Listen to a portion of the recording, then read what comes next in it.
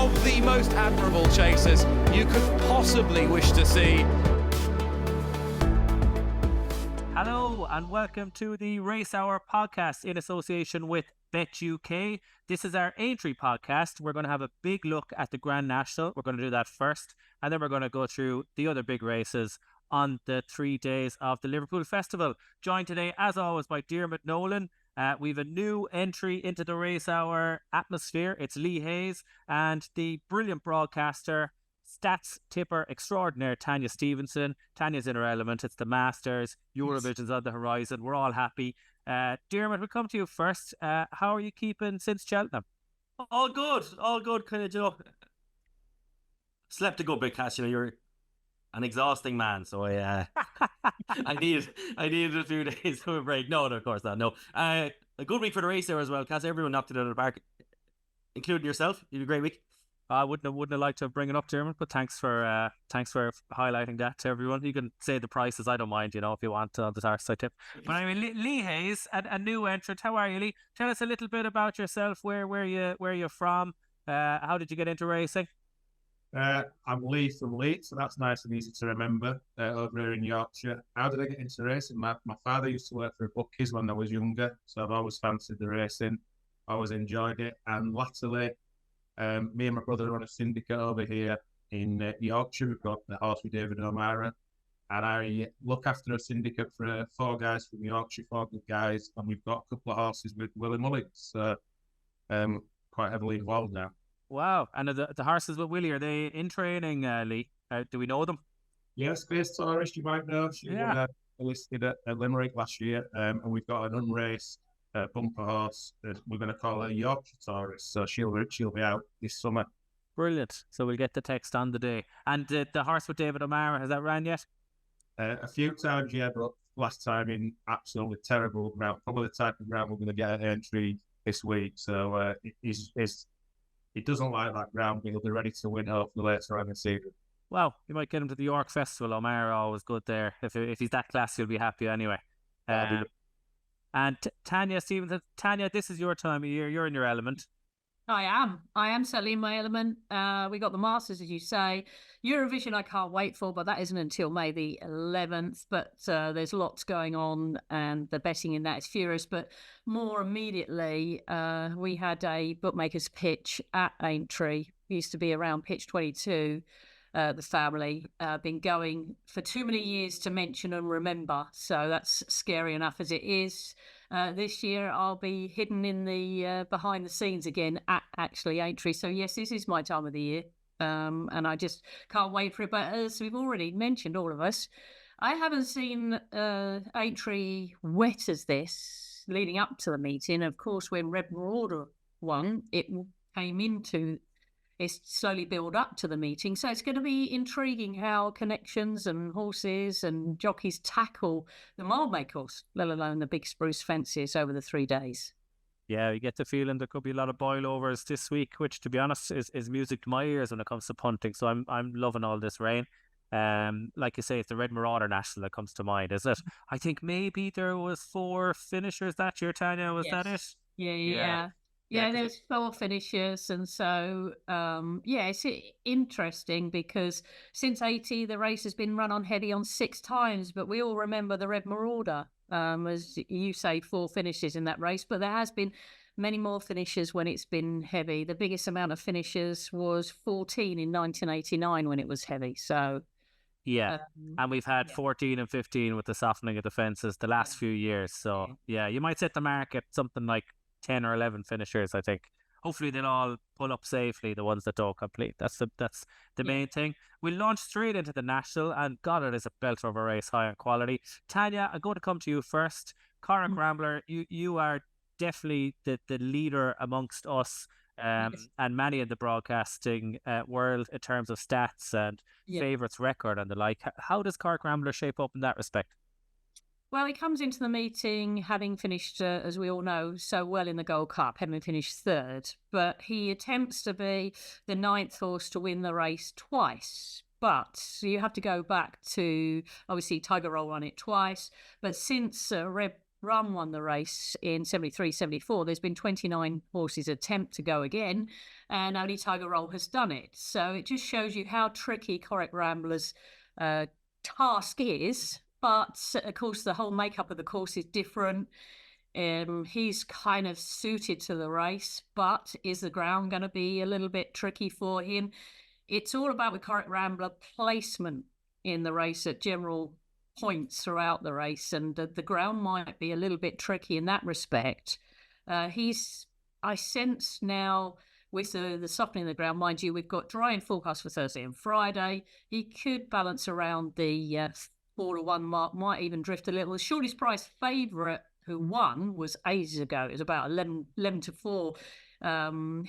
That was Posthelin was the shortest price. The shortest price runner was Golden Miller, who was another one ages and ages ago, and that was 2-1. I don't think you'll get down to the realms of that because the ground will intervene.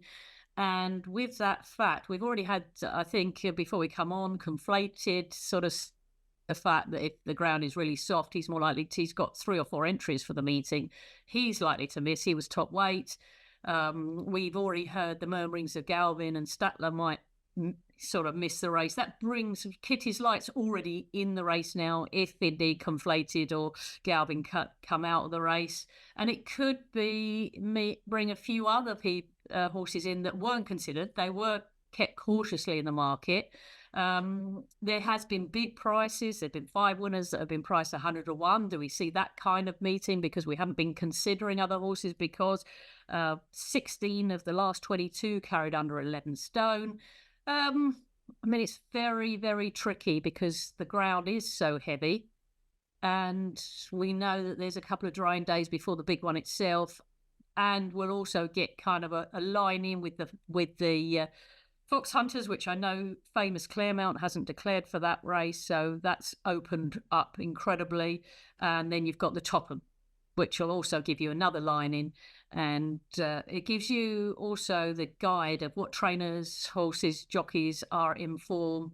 So we'll see how all these runners, and the one key horse that's probably been doing this rain dance and can't believe its luck since it won the Welsh National is Nassalan. He must be coming in. Gary Moore must be coming into this race and thinking wonderful, because everything possibly happened to Quick at Cheltenham. This will be a little bit different, where it suits horses that can dominate, and he knows he can stay, but you wouldn't want to set it up for Correct Rambler. Yeah. Now, very interesting what you say about the price. Tiger Roll is 4-1 as well. Yes, he was false. Yeah. I think he'll drift a bit. I just think it's a race high in quality and a big Irish challenge, and he's £13 higher than last year. Don't forget, would he have won last year with £13 more on his back? I would say probably not. But yeah, he's going to have a good chance. Lee, as the newcomer, we'll come to you. You're a Yorkshire man with horses in Ireland, though. Would you say, have you a big interest in the English horses this year? We'll start with those, the likes of Kitty's Light. I know there's 5 or 6 English. I should have this. Obviously, you've Nassalam in there. What do you think of the home challenge? Well, I'd say I follow Irish racing more than I follow English racing. We've been over there quite a few times. I think I've been over 10 or 12 times in the last sort of 18 months. So, Nassalam obviously will love the ground, as Tanya's just said. Correct Rambler. I mean, you're doing a novice hurdle on heavy ground. I'm sure it won't be as bad as it's going to be on Saturday. But a cracking prep in the Gold Cup. But my shortlist, they're all Irish ones, actually, Cass. Very good, very good. We'll come back to you to get the shortlist. I'm going to want a general chit chat because I'm just so I love the National so much. I could talk about it forever. So we won't launch straight into tips. And Diarmuid, we'll get a first word from you on the National. Do you remember your first and last National winner you backed, Diarmuid? Or have you ever backed the winner of the National, Diarmuid? I have, yeah. My very first Grand National winner, and this is going to be the ultimate aftertime, was actually Mon Mome.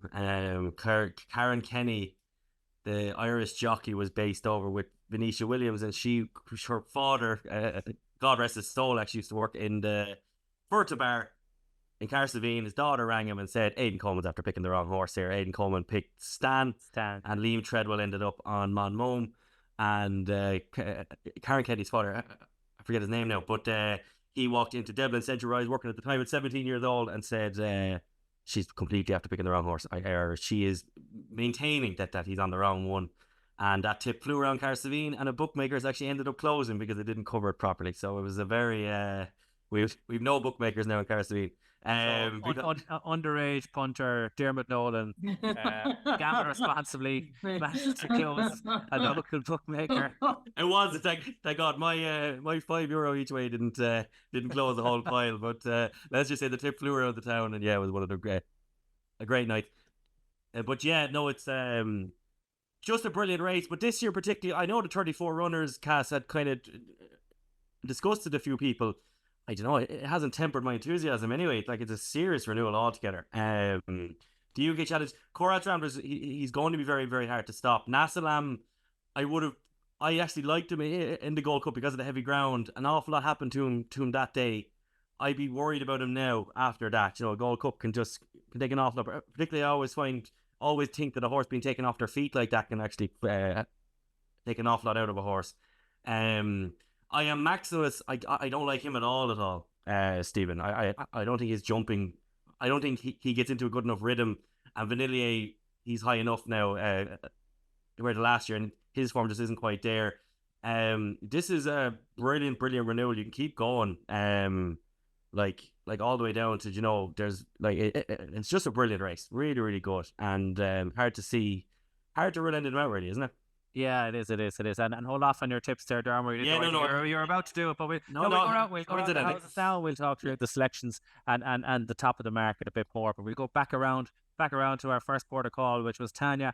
And Tanya, you can take it whatever way you want, top of the market, bottom of the market, or your main fancies, 1, 2, 3, whatever you're thinking. But make your case for what you like in this year's National.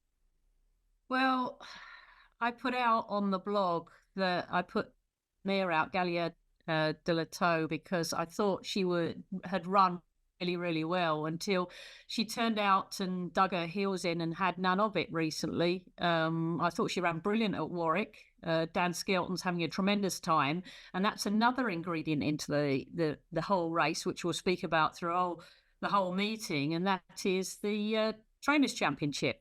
And Willie, I see, Mr. Mullins has got more runners than ever at Aintree, probably that mine. But Gallia de la Toe, going back to that, she had some really good form, and then she ran brilliantly behind my Silver Lining at Warwick. And then I thought, I'll rub my hands together when I saw her in February at Exeter, and she just didn't do her running for whatever reason. 13 mares have won the race, but you have to go back to 51 for the last mare, so that's probably counting against her. But she's done a nice way. She probably do exceptionally well in the fact that she runs to the 4, which I think you really need to do. I don't think Correct Rambler is going to be that far behind in this sort of ground. And she loved the ground as well, won't she, Tanya? Yeah. She was my original pick. Galvin was another pick as well, but he probably won't run.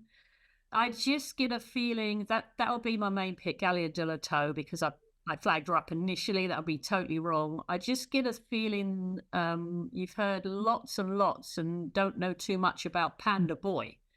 And Panda Boy comes from the Martin Braswell yard, and he's sort of come into the race very shrewdly, going over the hurdles. So that's not a bad move to do. And he avoided Cheltenham, and I'm really keen to see. I see it shortening quietly. Every time you look up, Panda Boy shortens. It's just amazing, the way that... And fate obviously decrees that Kitty's Light has got into the race, you know, and that would be the most sensational fairy tale story, Kitty's Light. A horse that scooped up every stamina-ridden race last year and has now got the green light to run in this year. So Gallia de la Toe, Panda Boy, because the market, there's this undercurrent of the market sort of pointing you in that direction, and Kitty's Light. But also look out, obviously, for the Harry Redknapp runner. That might get in the Cheltenham Festival, the Shake 'em Up Harry. That might get in the race. It's on 39 at the moment, so it needs 5 to come out. It's going to be a white knuckle ride for those over the next couple of days. But no, I'm having to be with the mare, but there's just so many other stats. Like you mentioned, you possibly don't like Vanillier. It doesn't really stand out well if you're a second coming back. It's only happened a couple of times since 1970. Noble Yates is going to have to do a couple of miracles in the fact that winners trying to gain their crown since the 1800s have only done it 3 times, and then horses that have finished 4th to come back again have only done it twice for a long time. So my 3, Gallia de la Toe, Panda Boy, and Kitty's Light. Very good, very good. Be very worried about the ground for Kitty's Light, though, I would say. Yeah. God, he's never even... He wouldn't... He's barely placed on soft ground. So I'd say, I'd be looking at that before I'd really power my money on him. Gallia de la Toe, completely agree. She can be up in the van. She was actually further back at Warwick than I thought she would be, and then she couldn't quite get to my Silver Lining. But she can go from close to the front, get into a rhythm. You never know when they stay over the 4 miles quite, but she looks like she will. I agree. I think she has a great chance. Very good. So Gallia de la Toe, Kitty's Light, and Panda Boy. Panda Boy, he's sort of flattered the season, deceive and not got home the odd time, I thought. I'm not sure about him over the trip either, but you'd never be surprised if Martin Brazel, if one is punted and they come and do it. Lee, so go through your short list. What do you like? Well, first of all, the only time I'm back to wear the national cast was 2016. My then 9-year-old daughter, I always used to give her £1 each way and say choose one. I think purple was a favourite colour, so she chose Rule the World. I think it was 50s when we put it on. So she's back to winner of the national, but I never got out. Very good. David Mullins, friend of the podcast, his national winner that time. Yeah. So you're due, so I would say, Lee. You're probably due a winner, so this is the year. I'm due and I'm confident. The excellent Ben Aitken from Narrow in the Field, if you see any of his stuff, he's got 8 stats from the last 8 years that have pointed to all the winners. And the only 4 that cover all those 8 stats, there's one still to go, which is the jockey's ridden them before, so we don't know that yet. Capodanno, Vanilla, I Am Maximus, and the horse that I'm going to select. I'll keep the suspense just for a second. I think Capodanno wants better ground than I'm not sure on the trip. I think Vanilla needs probably another 2 miles. So I don't like that. I Am Maximus, I do actually like Diarmuid, especially if Jody McGarvey rides, because he tends to riding really well. Yeah, jumping's a question mark, but he does get round. He's definitely got the stamina. He'll like the ground. Best form, maybe on right-handed tracks. He's got a lot of ability, so I do like him. There's one that just misses out on the trends. He needed one more chase start to hit the trends. Meeting of the Waters. I think he's got a great chance. I know from speaking to Patrick, he's got a great weight, good profile. He jumps really well. Apparently, he's a bit too keen at Cheltenham, but he still managed to finish 3rd. They're hoping that's got the keenness out of him, and they reckon he should stay if he settles. So I'd give that a decent chance. But my selection, and I do really like this one, and it's another mare, is Limerick Lace. She covers all the trends. I'd like it if Keith rode her, but if Mark Walsh does, that's fine. 5 of the last 16 winners were £5 or more well in. She's £7 well in officially. Maximus is actually £5 well in. She jumps really well. She loves the ground. She's 2 out of 2 on heavy, which I think is going to be there or thereabouts. Obviously, the trip is a bit of a question mark, but she's a half sister to Spades of Trumps, who won the Ulster National over 3 mile 4. And I know the way you're thinking. I've obviously hacked up in the Kinmure recently. She was a good second in the Troytown in testing conditions. That's a stamina trip. So I think she'll get the trip. She was about 30 when I backed her. She's into sort of 22s, 20s in places now. So I think, like Tanya, I think we could have the first mare to win the Grand National since Nickel Coin in 1951, and I'm pretty keen on Limerick Lace. Who do you think might ride it, Lee? I hope Keith rides it, really. Keith Donahue, I don't know. I think, got a feeling Mark Walsh might go for Meeting of the Waters, do you think? I'd say Keith would struggle to do that. Keith would need to chop a leg off, I'd say, to do 10 stone 7. Yeah.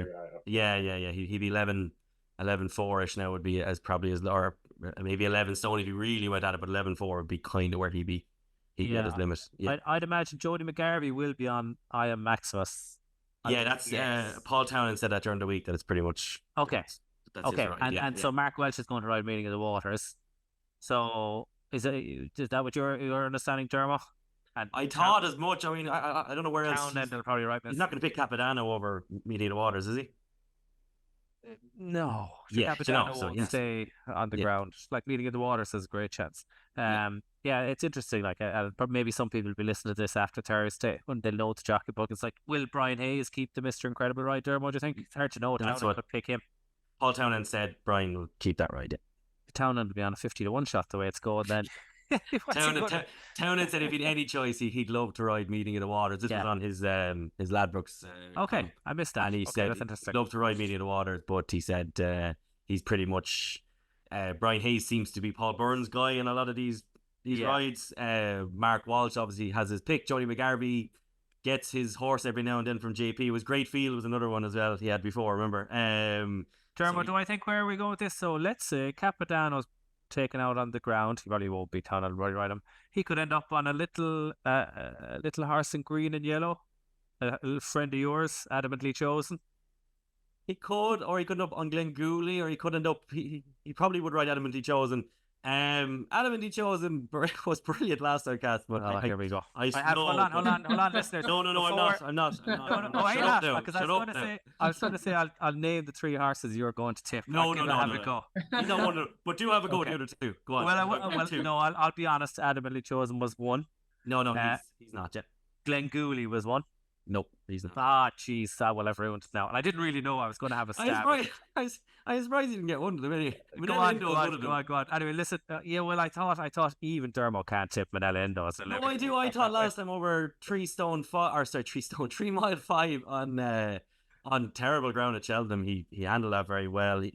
He'll handle the ground. They were absolutely raging, pulling about him going into the cross country. I just think that a mad horse like him, he has a wandering head, there's no doubt about it, but a race like the Grand National should kind of keep him there. He came alive over the cross-country fences. I like that as a trial for a Grand National. It shows that a horse is adaptable. I think if he stays going 11 stone, I keep saying 11 stone 5 is very much so, but the one that I'm very, very keen on here is Meeting of the Waters. I'm really keen on him. I thought that was a perfect prep last time. He handled the ground at Christmas time at Leopardstown was awful ground. Like there was horses in the novice hurdles were barely getting home, let alone over 3 miles. He looked like he just skated. He went around the wide outside. Now I know they do that sometimes at Leopardstown, but my God, did he pull it up? I was watching Road to Cheltenham and Daryl Jacobs said on it that jumping 2 out, he thought I have this in the bag on James de Burleigh, and he said he looked through his legs and went, what in God's name is that? He just couldn't believe that a horse could be going that well at that point of that race. The Ultima screamed to me now, Cass, and you disagree with me on this, screamed to me as if he's there to win, but let's not kill him either. You know what I mean? It was. I watched it beside you, Dermo, and I said that horse wasn't off, and he finished third the Ultima. Like he wasn't trying. Like he jumped and travelled better than anything in the Ultima. Well, apart from County Classical. Yeah. Who pulled double like at the front. Yeah. But I don't think he was put into the race. I genuinely just think this is. I thought it was one of those. JP's had a few of them this year, particularly the horse behind Fassalvig earlier on, where it's just kind of like, if you can win, but if you don't kill them either. He, to me now, and just the fact that, you hear Patrick mentioning it there to Lee, you hear Paul Townend saying he'd love to ride the horse. He hopes, I just hope that Mark Walsh picks something else, which is going to happen, obviously. So yeah, I'm kind of very confident on him, but I do think Indo, and I won at just a monstrous price as a horse who's always looked like an out-and-out stayer with bottomless ground. I thought Manila Crooner at 80 to 100 to 1, you get much bigger price on exchanges, obviously, but at 80 to 1 or so there at BetUK, Manila Crooner has found winning very, very difficult, but he's the kind of plotter that could just be running on to 4th or 5th. He's always looked like a horse that just wanted 4 miles on bottomless ground, and off 10 stone 9, I thought that he could run a big race at 80s, but definitely Meeting of the Waters is the one for me, Cass. Yeah, I couldn't agree more. I think Meeting of the Waters, he's the perfect horse for the race. He's an incredible jumper, but that Race IQ came out with, I don't know what they call it, but they have a stat or a measure. Oh yeah, how many fences they are, how many lengths they're making up of fences. They do that, but they also have something from how quickly you get from the back of an obstacle to getting back up to the average speed of the race, which is a measure I love. Cool, really cool. That like I'd put far more mass in that than I would. Same, yeah, that's deadly. Jumps lane, because they jumps gained or legs gained jumping, it can be inefficient. Like my Maximus could be good at that, but he jumps them all differently. Whereas Meeting of the Waters, once he gets to the other side of an obstacle, he's quickly back on the bridle, and that's what you want when you're jumping 30 obstacles around. I didn't think he was keen, like Lee said at Cheltenham. I just thought he absolutely tanked through it, and he just settled lovely, I thought, but maybe I was wrong. Lee, one interesting with him though, you said that he fits all the stats. I wouldn't have thought a 7-year-old would necessarily fit those stats. I think Noble Yates might have been 7. But Seven, 8, and 9, and maybe W S still a 7-year-old in there. But yeah, yeah. Jeez, I couldn't name another 7-year-old that won the national now. Not Tanya, you might know that or might have it hand, but that's not many 7-year-olds. But I wouldn't mind that stat at all because and the profile of these races is changing an awful lot as well. Anyway, the profile of handicaps are changing. I mean, it'd be some story if Meeting of the Waters did with me. I was at Cork in October 22. I think he came third in a maiden hurdle. That was the day. That was for Eugene O'Sullivan, Michael O'Sullivan riding. That same day, another horse called Corbett's Cross won the bumper. Space Taurus came third. That's why I was there. So on that day, you've got Meeting of the Waters, third in the maiden hurdle, Corbett's Cross winning a bumper, both for Eugene O'Sullivan. And look where they both are now. Yes, yeah, and the Paul Byrne magic touch again. Like we'll probably all be talking about that horse, and Mr. Credible will probably go win the national. I'd say Eugene's staff and everybody start hiding horses when they see Paul Byrne who pull up in that yard. Go on. I'd say they start booking the restaurant for the night out on the Saturday when he pays for it. It's like that Omar scene in The Wire, it's just people just fleeing as you walk in. Frank probably has them tipped off now. If you see Paul Byrne coming into the yard, just give me a ring, will you? And we'll cut out the middleman here. Yeah, very good. So myself and Dermot both very keen on Meeting of the Waters. Is there any other rags to throw to the field? Like I do like talking about the outsiders. Lee, you haven't gone too crazy on the outsiders there. Was that another big price you thought might get into it? No, I'm very keen on Limerick Lace, and the 30 to 1 where I backed to, I'm happy with that. That's a big enough price for me. Do you put much stock into stallions, Lee? Dermot knows what I'm about to say. Like she's by Walk in the Park. Like they would not a hope she'll get over 4 miles, I would think, but I'm frequently the way you're thinking got 3 mile 5 cover enough, didn't he? He did, but he was kind of thrown in, wasn't he? He was. Yeah, I'd just be very worried about any Walk in the Park. I think they've got a disgraceful record at the national, but I could see where you're coming from with her. She's very, very talented horse. But yeah, sorry, Lee, to poor score, and I don't mean to be like that. Well, I do mean to be like that, but I don't mean to be like that with a new person. So I apologise for. Okay, and Tanya, anything else you wanted to highlight? Maybe Chambard, because that would be race to the 4. Lucy Turner will no doubt be on it. And no, Chambard's 12, but he raced through going similar to this. Venetia up until Wednesday was once again on the cold list, but she had a nice winner yesterday with Supervisor, who actually got the chance to jump fences rather than running a race where 10 were omitted. So Venetia, as we know, has got a good record in the race. And the fact that James Reevely is coming over to ride Roy Maj will be key, because that's best form is on nothing but heavy, and it's already completed the course.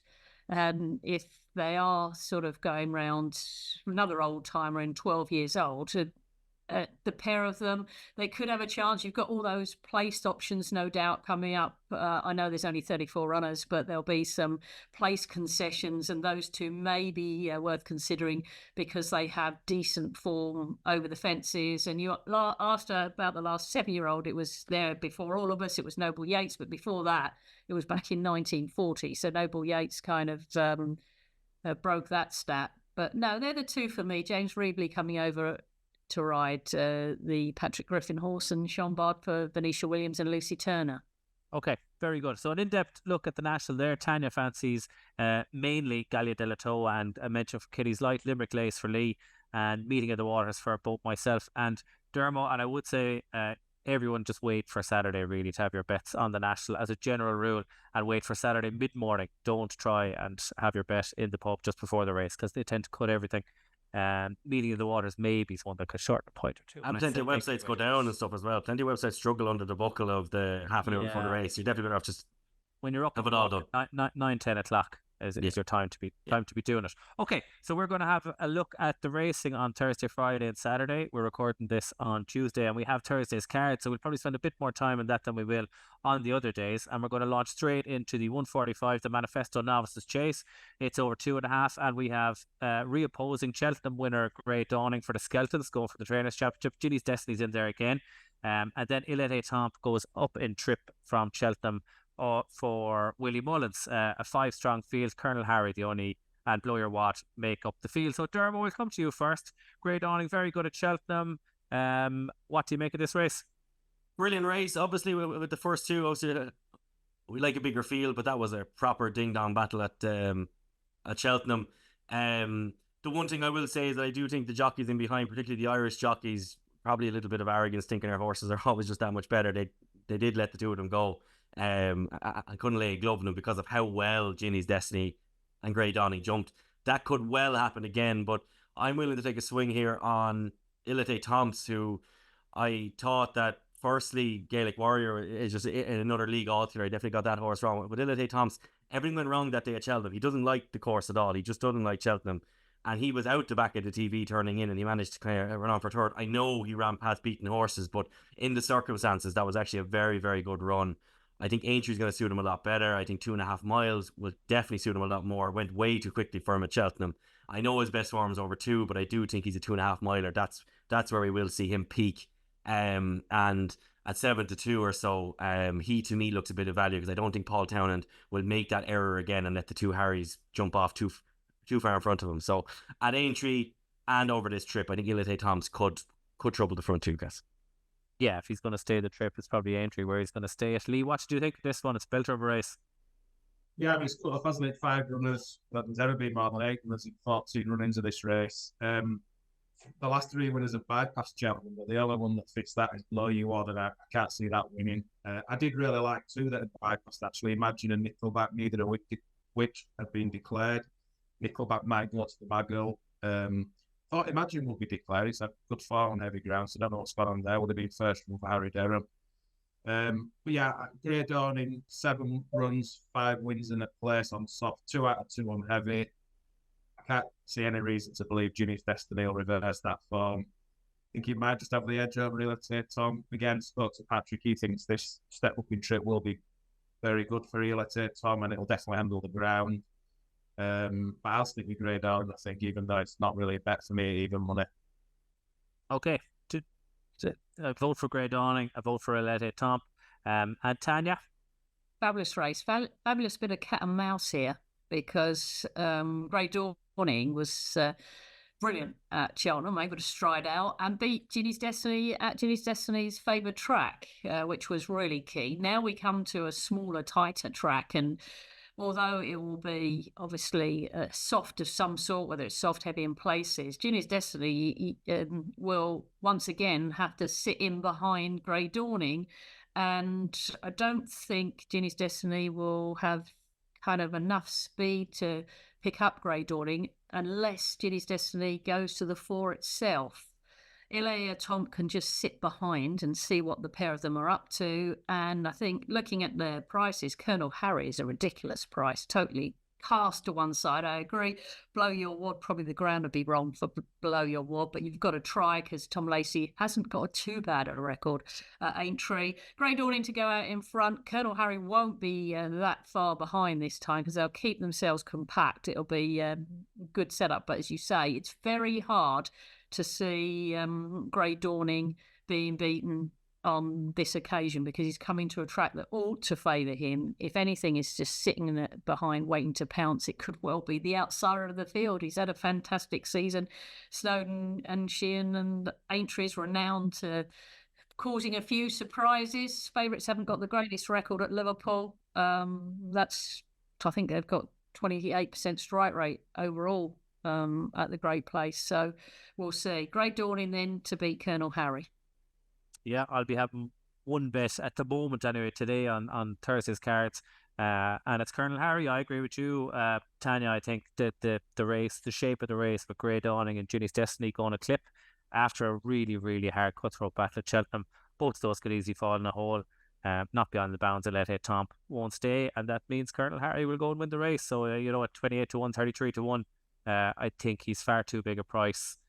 He wouldn't have that much to find on pre-Cheltenham form, and he didn't perform at Cheltenham, so he might bounce back on, and he loved the ground, which is crucial on Thursday. Probably didn't have a hard race at Cheltenham because he wasn't really able to get into the race the way that Grey Dawning and Jill's Destiny went. So I agree with you. I think Colonel Harry, as a complete rag, has a very good shout. Onto the 220, the anniversary 4-year-old juvenile hurdle. And Tanya, I'm going to stay with you because I want to see what do you think of the Nicky Henderson horses. Sergino is slightly odds on here.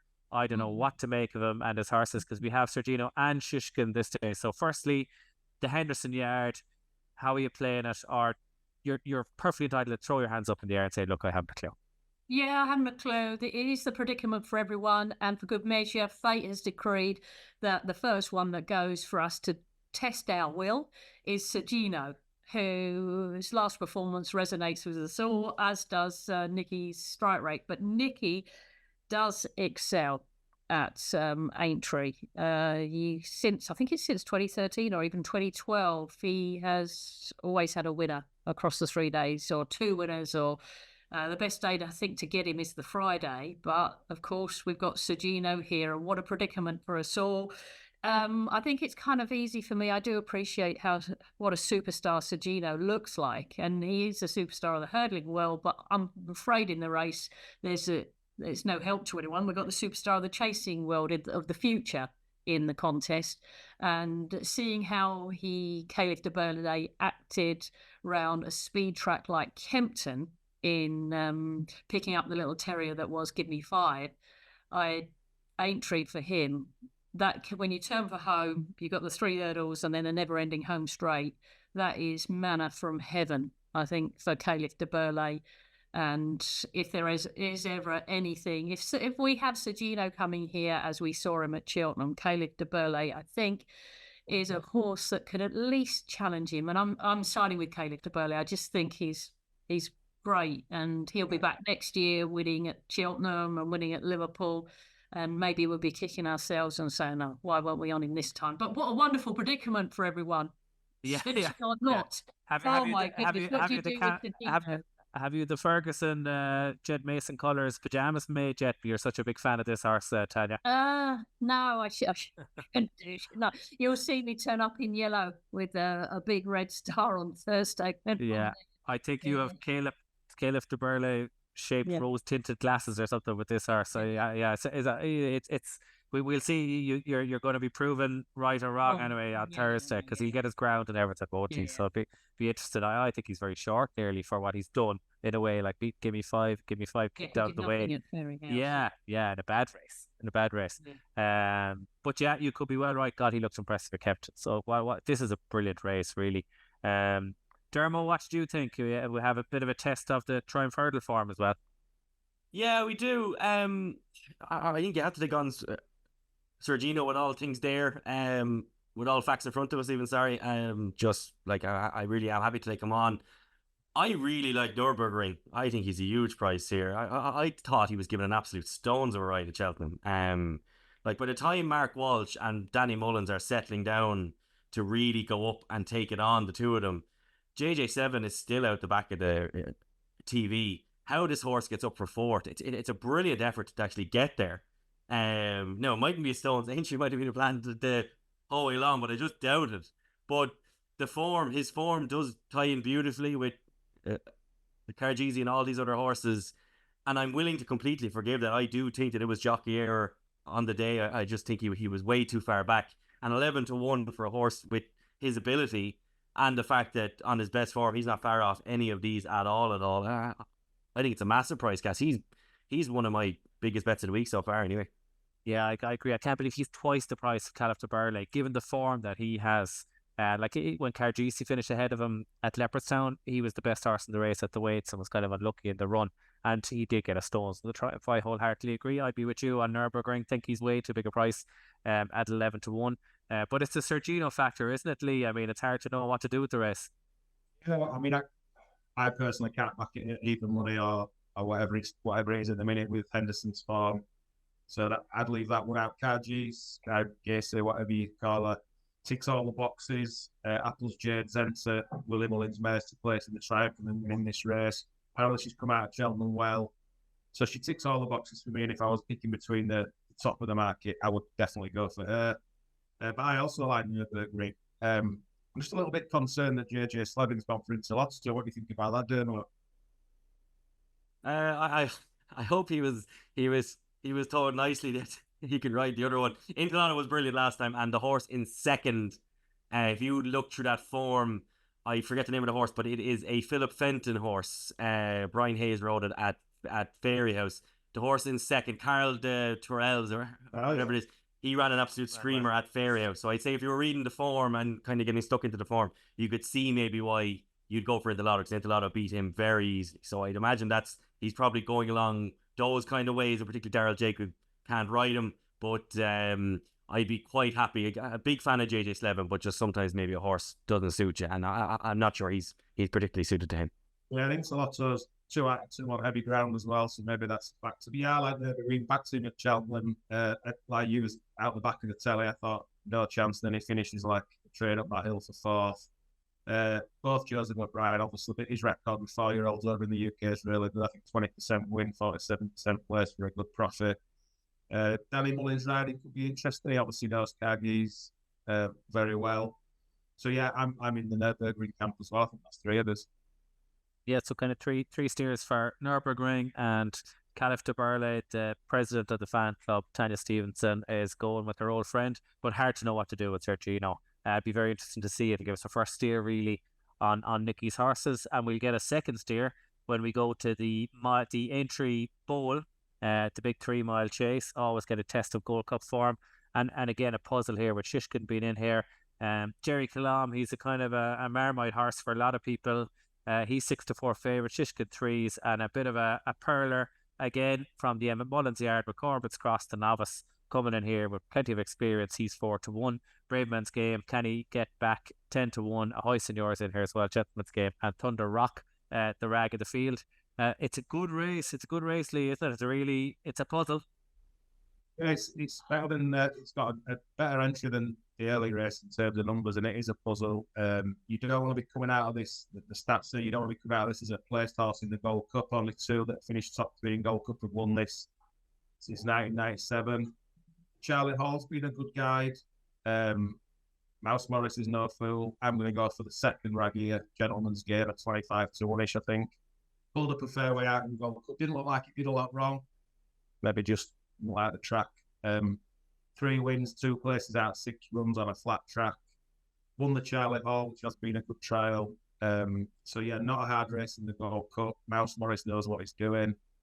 I think at 25-1, that's a good entry. But I'd be a little bit concerned if the ground was very testing. That's my only question mark. But at 25-1, I'm willing to give it a chance. Yeah, could kind of see it here. You could see any result here, not surprising really. Tanya, what did you make of it? Well, it's a Paul Nicholls race in the fact that I think he's going for his 7th win in the race. It used to be an absolute nightmare for favourites until the last 10 years where they've just bossed it.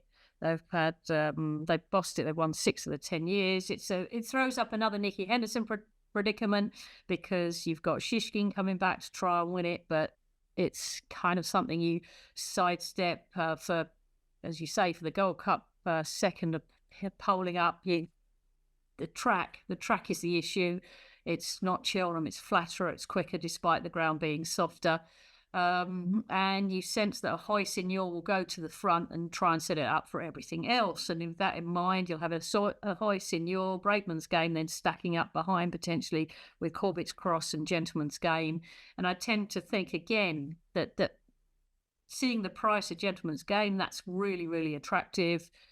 Certainly for each way. I know you're only 2 places because you've only got 7 runners, but it's a Paul Nicholls race, so Brave Man's Game with a little bit of a saver on Gentleman's Game. Now everything points to the fact that Brave Man's Game ought not to potentially do well in this race, but there's so many question marks. So Ahoy Senior, what is meant to like Aintree, he's won here a couple of times. He should like the ground, but last time out, really a little bit disappointing. I forgave him the time before when his stirrup broke, Obviously, you do. Jerry Colomb, I think the track will be a bit tight and the price is short. Shishkin, you don't know what he's going to get up to because it's a Nicky horse. Corbett's Cross is really, really interesting. That is a statement and a half. That is, because that had plenty of opportunity. So, no, I'll go with Paul Nicholls to go for his 7th winning the contest. Yeah, well, I think it's obviously trying to... The Corbett's Cross thing is, Emmett just seems to have a policy of strike while the iron is hot. You know, he runs good races. Sensible. Yeah, frequently, and while they're in form and they're healthy, run them. It's like Farinelli winning the Grade 1 Novice Chase, Punchestown, like Noble Yates running in the Grand National a year before people would have said. I think he's very much correct in the sense that just while the iron is hot, while the horse is ready, run them. I think that's his philosophy. Now, I suppose he could have gone for a Novice Chase, of course, but JP, another side of it is JP has so many Gold Cup contenders next year, between Factifile, Corbett's Cross, and there's another one. I know the way you're thinking even could well. And meeting as Morocco. Yeah, there's just so many of them for JP. I'd say he wants to figure out where his Gold Cup squad is next year as well. Sorry, the Spillane Tower is the other one I was trying to think. Spillane Tower, yeah, definitely could become a Gold Cup horse. So I think that's a bit of an angle with Corbett's Cross. He's definitely interesting. I think it's nearly too much of a puzzle to have a bet. Diarmuid Nolan, will you be having a bet? No, I thought Jerry Colomb could well belie that stat that Lee mentioned there, simply because he did it last year. He finished second in an RSA and had his hell of a stat now, that Lee, by the way. Do you know how many tried? No, I don't. Really? Yeah. Fair enough, but it's a good stat, and it's a brilliant stat. Yeah, it's a good stat. But a lot of Irish horses have been contending the Gold Cup, so maybe they were Punchestown, and it's another little factor. I know. There's an awful lot of years where Follow the Plan won and Knackerat won. Like the Gold Cup horses can flop here, but Jerry Colomb, he seems to thrive in his racing. He had a good break for the Gold Cup, so if any horse will belie that stat, it will be him. He handled the switch between Cheltenham and Aintree last year very easily. He was brilliant at Aintree afterwards. Since 2000, 13 had run in the Gold Cup. 5 of those failed to complete the course at Aintree. That's since 2000. So if you go even further, can you imagine how many there are? Any winners from that 13, Tanya? No. None? No. Gold Cup. So if a gun was put to my head, I would go for Corbett's Cross, who I was just woefully wrong about all season. He's a superstar. I absolutely love that performance. National Hunt Chase, but Stephen, it's too much of a mind. Yeah, it's a puzzle. I'd love to see Braveman's game go back in trip, but anyway, that's by the by. The William Hill Aintree Hurdle at 3:30 is the next Grade 1, over 2.5. Of course, it's the Constitution Hill won it last year, and my God, would you want your head checked if you think you ever want to Bob Ollinger at 11-8? This fella is a complete. He's not a horse to be trusted, I think, anyway. He tends to throw his head up in the air and he runs skew ways and he could do anything. But he is 11-8. And Dermo, will you be parting with your hard-earned... Well, it's not hard-earned. We know you don't earn it. But your My money. Will you be parting with your soft money, Dermo, here? My soft-earned money. Yes, but not on Bob Ollinger. Definitely not an impaired pass. Langerdam was very good at Cheltenham, obviously, but I've kind of no interest in him opening. I think Lucia is a hell of a price, Stephen. Like none of the top 3 or top 2 have got as close to Stateman as she did at the Cheltenham Festival, and she did that with the complete cloud over Nicky's horses. So we pretty much know she's okay. She's 3.5 lengths behind the two of them. It was an absolutely monstrous effort. Stepping up in trip will definitely suit her. She's definitely a bit of a wrong and mentally at times, but off 11 stone 3 and 12-1 here, I think it's a very fair price to find out, with serious question marks over the majority of the horses here in this field. She's a very talented mare, and sometimes horses like her can really step forward when they're brought into a race and there's so much to kind of aim at. That was by far a career best last time. It was a monstrous effort, and I don't think any other horses would have got as close as she did. So at that effect, 12-1 or so is just way far too big a price. Yeah, Lucia for Dermo, we can see it definitely going up in trip is going to help her. I think 2.5 will be her game. Langertan, you'd wonder. Probably doesn't like this time of year, I would say. He's missed his window. Lee, what do you fancy here? It's not... They're tricky races, aren't they? It's hard to be dogmatic on Anthem. Yeah, I really fancied Irish Point for this, and then he suddenly started weakening a couple of days ago. I thought this would be a perfect trip for him, 2.5 mile, won that distance at this meeting last year. Probably going to punch us down with him now over 3, given to you both like going the other way. Yeah. I do love Bob Olinger. I know what you're saying about him, and I know you don't want to be backing him at short price, but I do love him, and I was very much head versus heart when I went Irish Point over Bob Olinger. But at the risk of following Dermo again, I think Lucia, 6 out of 13 winners of this, have finished second, third, or fourth in the champion hurdle. That was my thinking on Irish Point. She was just behind. Trip was a question mark for me, but you guys have given me a bit of confidence that won't be a problem. So yeah, at that price, I agree. She's too big, and I'll be going with Lucia each way. Okay, 2 votes for Lucia. I wouldn't include my own self in that. I think I'll skip it. But Tanya, do you fancy anything in it? It's hard to fancy anything in the race, but I will say there's a great stat in this, and I'm glad that it's actually occurred. Since 2000, Ireland have been represented by 3 or more runners 8 times in the Aintree hurdle. They have won it on 7 of those 8 occasions, and we have 3 runners. Alana probably race. won 2 of those, I would say. Abacadabras, who Stephen Cass adores, won their races. I mean, yeah, but I mean, 7 out of 8 is really good. So you've got Beacon Edge, you've got Bob Olinger, and Willie's got Impair a Pass in the race. I would be against Bob Olinger. I'd be more likely Impair and Pass. I can't believe Langerdan is so short in relations to Lucia, because this is Nicky's race. It doesn't go to Willie. This is Nicky's race. He's won it 6 times, so he'd be keen. And Lucia, if obviously if Sergino wins his race, then Lucia, who ran brilliantly anyway, considering she was the only horse that ran well. One of the only horses that ran well for Nicky at Cheltenham. She ran an enormous race in that champion hurdle. So that price she is now will just collapse if Sergino runs well. But I'll go with Imperium Pass, but the price for Lucia is wrong considering her achievement, and you compare everything that Nicky Henderson had at the festival and how she ran above herself in that champion hurdle. Very good. So a couple of votes for Lucia and a half a vote from Tanya and 1 for Imperial Pass. Going to be an interesting day for the title, because Willie could have a couple of winners here the way the panel are talking. That's Thursday done and dusted, and we'll run on. We'll take a break now for selections for Friday and Saturday.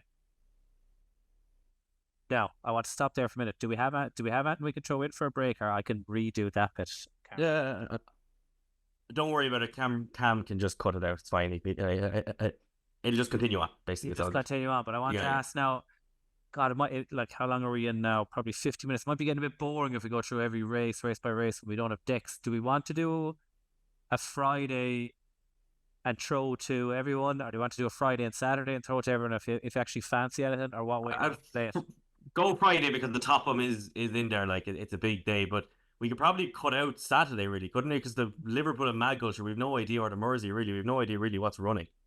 So I'd say finish. Are we going to go through race by race like there, or will it be getting a bit dull to listen to? I think it might be getting a bit dull to listen to. Like, do you want to go through Friday? I'll throw to you, then throw to Tanya. Oh, sorry. Yeah. Go and do that. Yeah, and you can just lash through any thoughts. You can skip over. But like, I don't know. Do you want to take a minute there that you're prepped? Or Tanya, what way would you prefer to do it? Do you know what I mean? I just think I would. If you come to me for Friday, I'll go straight into a Topham. And you could do Topham and you pick your grade 1s, or you know what you're doing.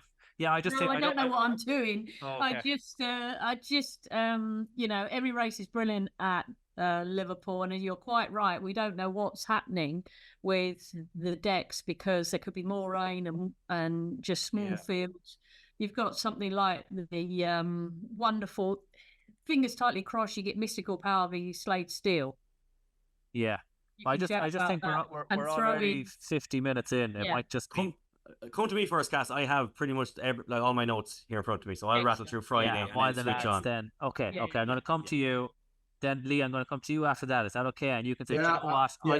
I think this horse is a good bet, and this horse is a good bet on the front." Yeah, I'll skip through. I'll do a bit on the top of them, and then just Yeah. a couple of others, and then I've got a couple for Thursday as well. We'll do them at the end, shall we? Yeah. We'll do a wrap up at the end, And then Masters and a quick Switzerland will win the Eurovision. Yeah. Saturday then. Sorry, no, we'll leave that. Yeah. No, 100% that's in at the end. We're going. Masters doubles, yeah. We want to do that, so that's going to be another 5 minutes. So I kind of want to do Friday now in Yeah. 7-8 minutes. Yeah, just do Friday and then do Saturday and anything else. Saturday, Yes. anything else? Yes. And then go on to your double. And then I'll go on to the Masters. Yeah. Grand. Naps and Masters or whatever. Yeah, perfect. I don't know, is Cameron able to talk while we're talking? Like, does he want me to do that bit again, or will I No, go on, just crack on here to Friday? Is it one nap or a nap? Yeah, what are you looking at? One nap for the week. Yeah. Okay. The naps. Better put a note there that I'll forget them. Okay, I'm talking now, so no one else talks. So Cameron will be happy when we come back to me Friday. Okay. And now we move on to Friday on the Aintree card. And Diarmuid Nolan, what do you fancy here? Yeah, it's a serious card, Cass. 145. Novices chase there. I know the way you're thinking, but as Noel Hayes always said, when you've gone to the wedding, maybe don't go to the funeral as well. So I leave him alone just until we find out what his actual seating ability is. I think if you have gone to the wedding, you should be. Sorry.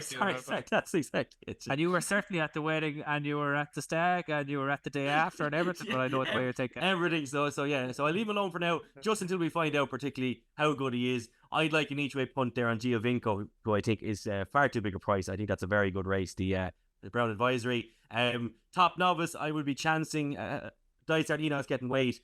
I've said it all season. I think those Mayor's novices are a particularly brilliant bunch this year, and her form was absolutely more than franked, and she was in her form. Clean. In the Melling Chase, I think Pick Dory should go very close to winning this again. John Bond's a hard horse to trust, and Protectorate, etc. They've all had very, very, very tough races at Cheltenham on tough ground. Pick Dory fresh here, could jump them all into submission. And then Cass, I would imagine if we had the time, you could definitely pick my top one pick. But I like Chantreuse here at 25 to 1. I might have that one. Part owner Gavin Coleman was necessary. This horse is confirmed to run, and I just think that his jumping will actually suit him very well. His problem is his finishing effort. Maybe likes of an Aintree could help him, but his jumping is typically the Bromhead is absolutely brilliant. And in the last race, I really do like Friday's card. The Sefton Novices Hurdle, Peaky Boy there. If Nicky Henderson's horses are running well, he'll be his second string. I'd imagine it's probably Shanna Bob is running there. But Peaky Boy was brilliant last time. Beat Champagne Twist really easily. Champagne Twist has come out afterwards and franked that form as well. So he's definitely one there as well. Peaky Boy, wherever he runs, I will be keeping an eye on him. But my best bet of the day would probably be between Pick Doherty and Chantreuse. Each way in the top, I guess. Very good. Quick spin through Thursday with Dermo. And Lee, the same for you. Thursday, was anything stood out to you on the card? Friday. Friday, sorry. Yeah, I really do like another way you're thinking. I think the mare's called Sway. Obviously, Limerick Place, I've already mentioned. He was 92 when I started looking at this 2-1 now. Massive performance in the Kim Jones. Took the old handbrake off. So, yeah, I think that's a great bet. It was a great bet at 92, and I still think he'll win. In the top novices, I think Mystical Power. I'm just a bit mystified about Mystical Power's price, 11-4. I don't think Slade Steele's going to Aintree. Is anybody no different? I think they're saving for Punchestown. So I don't understand why Mystical Power's that price, to be honest. Yeah, haven't heard. I haven't heard. Dermo, did you hear with the town end thing you listened to? I don't know. Strike me. I think it's 11-4 currently. I think that's a cracking price because I can't see Slade Steele running. Even if she does Supreme with it, Supreme with has got not a great record in this race. So Mystical Power about 11-4 in the top novices. I do like. No real. I'll leave the Melly Chase. No real thoughts on that. In the top, I thought Mac Totti, if it doesn't go, I know Peter Brown was talking about probably not going to the National with the ground being very heavy. Won the race in 2022. It's 1-4-3. It's now 1-4-6. It's 3 wins out 4 at the track, 2 on soft. It's placed on heavy. So I think that's talking about Derek O'Connor riding it as well. So that could be interesting. Mac Totti at about 25 to 1 last time I looked. If it gets to heavy, Richmond Lake, 2 out of 2 at heavy. It's 1 at Aintree, albeit not on the national course. Donald McCain obviously likes this meeting. But when I spoke to Patrick Mullins briefly yesterday and I asked him for his nap of the meeting, he said James de Burley thinks this race is made for him. He loves the ground, thinks he'll take to the fences. So 14-16 to 1. That would sound like a good bet to me. Yeah, that's interesting. That is interesting, Joe. He's a horse with any amount of talent, and he did look like in the Paddy Power he was coming back to himself. Maybe didn't quite say the trip that day. So 2-6 could really suit him. He's a horse I fell in love with once upon a time. James Burley. The Topham, it screams to me a Tanya Stevenson race. Tanya, surely you love the Topham. Yeah, I do love the Topham. I just love the complete thrill of the race, seeing them stream over the fences. We've only had one favourite since 2000. That was joint. That was Guanaco. That was a looking down at my 7-1 joint favourite. Gordon Elliott hasn't had a great record in the race. He's had 11 runners. They've all been beaten since Paul won with Guanaco. He's not done too well in the Topham. I'm going for Sail Away. It's just tremendous that he sneaked in quietly into the Topham. I think he should go because on his French form, he can handle really, really soft conditions.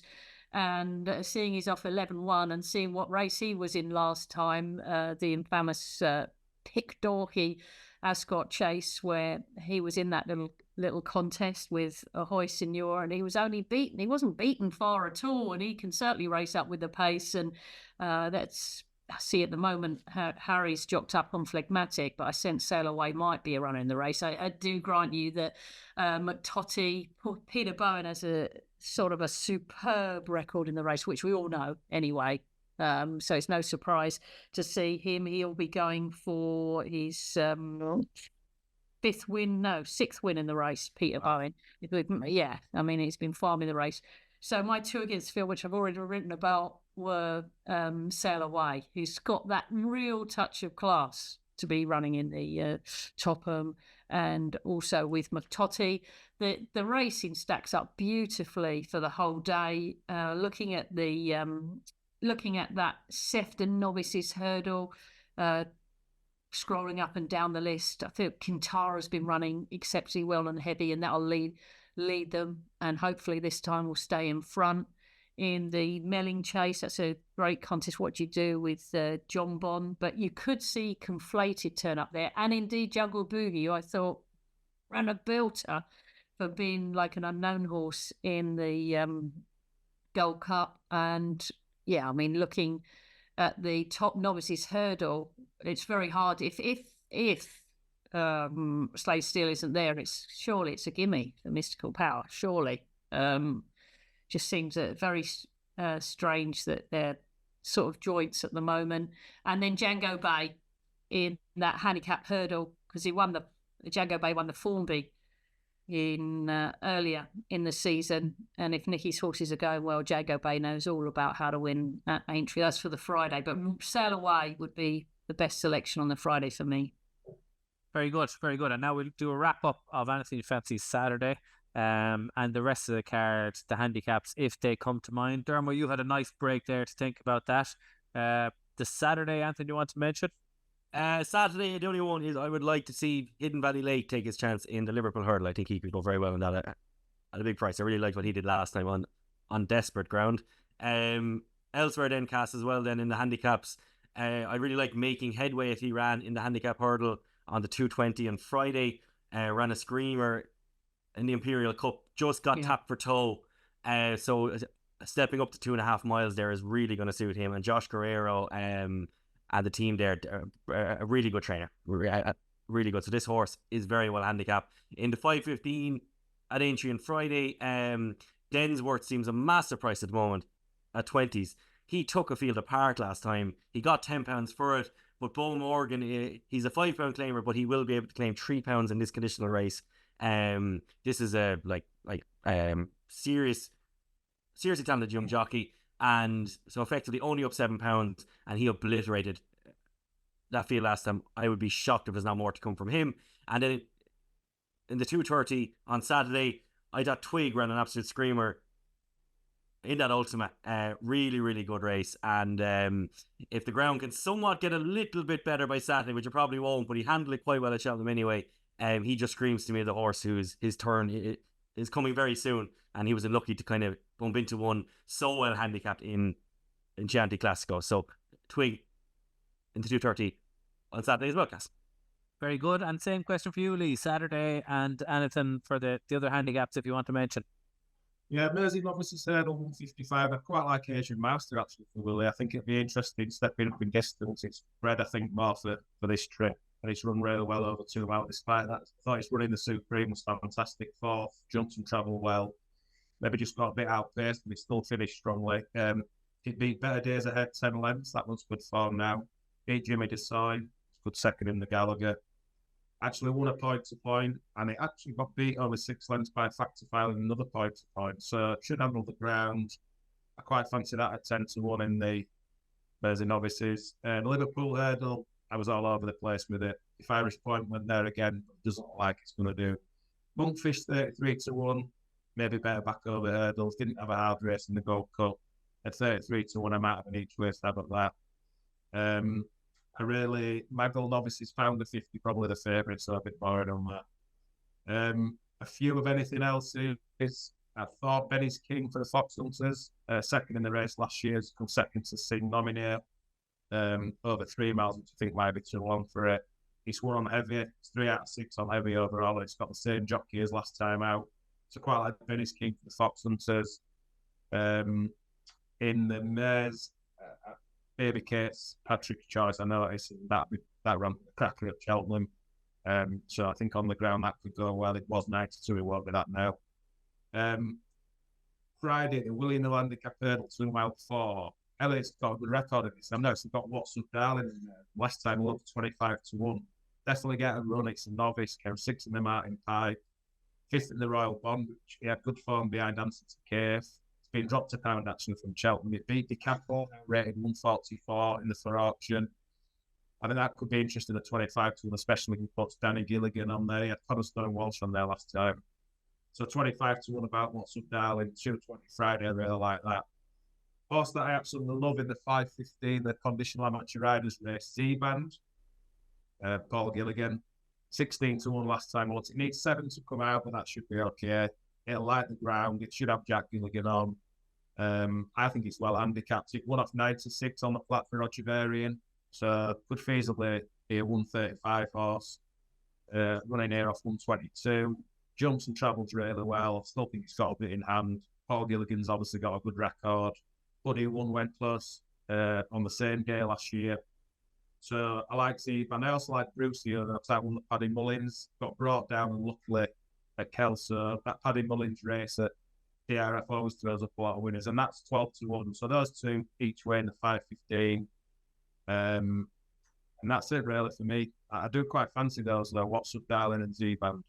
Okay, a comprehensive run through from Lee and Leah Sterling effort on your first podcast show, and fair play. We have had some technical issues with Tanya. So her nap is Jimmy Desoy. That's on the Saturday, Dermo, is it? Mersey Hurdle Saturday, yeah. Mersey Hurdle on the Saturday, and now Tanya is a woman you want to listen on the golf. She is brilliant. She fancies Wyndham Clark and Victor Hovland in the Masters, so I presume she'll be doubling those with Galia Delato in the National. Dermo, same question to you. So are you going to have a bet in the golf, and what's your nap? What's your Masters National double?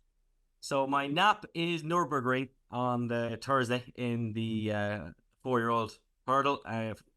Prior to a bigger price at 11s, I just think he's a cracking bet there. In the golf, I actually contacted a friend of mine who knows of someone golf. He said Wyndham Clark as well, and my each way double was going to be the two each way doubles with the two new kids on the block as far as Wyndham Clark's and Meeting of the Waters goes, and then 2 old lads in Vanilla Indo and and Jordan Spieth, who's probably not all that old, but he feels like an old entity. Yeah, he's definitely not that old. I know where you're coming from. Around a long time. And Ellen wasn't that old either, I suppose. And Lee, yourself, what's your knack for the 3 days at Aintree? Well, I'm just hoping that Keith Donohue's got the commitment to have a leg chopped off so he can ride the Limerick Lace. And if he hasn't, then what kind of commitment is that? If you want a national winner, you've got to work for it. I'm going Limerick Lace as my overall nap, guys. I think the price I've got with extra places, I'm very happy with that. In the Masters, I'm going to double Limerick Lace at 20-1 with Xander Schauffele about 16-1. 8 places on Xander, 6 places on Limerick Lace. That pays about 20-1 if they both place. Over 375-1 when they both win. I also quite like Russell Henley at 66-1, tied 4th last year in the Masters. Good form this year, so goes into it in form, and I think it's 66-1, 8 places worth a bet as well. Now, Kaz, I'll turn host there for a second, right, Kaz? Masters double and Eurovision double. We all know Tanya loves Switzerland, by the way. She's on a big prices. Yeah, Tanya's on the jolly. She's on a big prices now, 2-1 jolly, and going the right way. Momentum's a big thing with Eurovision betting, and once there's kind of a notion out there that Switzerland are the favourite, then the juries start to tend to pick them, and the public kind of do what they're told a little bit and vote for the ones they're told to vote for. Look, Meeting of the Waters is the national side. Masters, actually, I love having a bet the golf every so often. I don't know that much. I've had one tenner on Sepp Straka at 300-1 on the exchange, and I will throw him into a treble with Meeting of the Waters. And one I think is rock solid top 4 is Ukraine. I think they've one of the best songs. They finished 6th last year with a poor song. They'll be in the 4. You're getting 8-1 or so. Really good songs, kind of anthemic. I think they could finish 2nd, 3rd, or 4th, more likely to the way the Swiss are going. But I could see a world in which they win as well. So yeah, Ukraine at the moment, but Eurovision's a very changeable scene.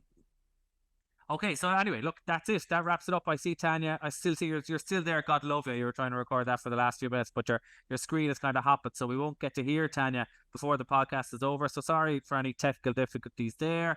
And thanks everyone. Have a good Aintree. Good luck with your national bets. Good luck with your Aintree bets. Good luck with your Masters bets. Good luck with your Eurovision bets. Good luck with your lottery bets. That's the Eurovision podcast wrapped for Aintree. Relentless, remorseless, and pounded Cordon Star into submission.